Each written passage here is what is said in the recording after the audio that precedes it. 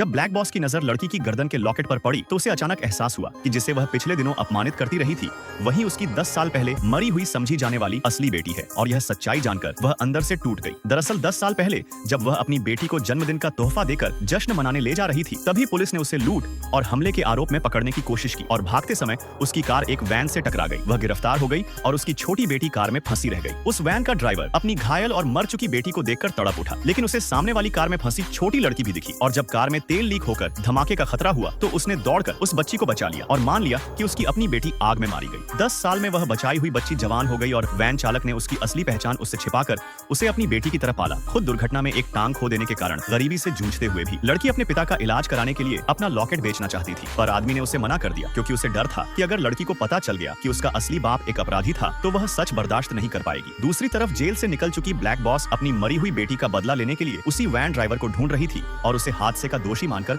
सजा देना चाहती थी। पता मिलते ही वह अपने गुंडों को लेकर उसके घर पहुंच गई। उधर वैन ड्राइवर अपनी बेटी का जन्मदिन मनाने के लिए केक लेकर आया ही था कि दरवाजा खोलते ही ब्लैक बॉस ने उसे पहचान कर गुस्से में जमीन पर गिरा दिया और बेटी की तस्वीर के सामने घुटने टेक कर माफी मांगने को कहा। लेकिन आदमी ने गुस्से में चिल्लाकर कहा कि उसकी बेटी को किसी और ने मारा था। वह उसे झूठा समझकर बैट से मारने ही वाली थी कि तभी लड़की अंदर आई और ब्लैक बॉस उसे देखकर दंग रह गई। वही बच्ची, वही लॉकेट जिसे वह सालों से मरा हुआ मानती आई थी। नेक्स्ट पार्ट के लिए चैनल सब्सक्राइब करें।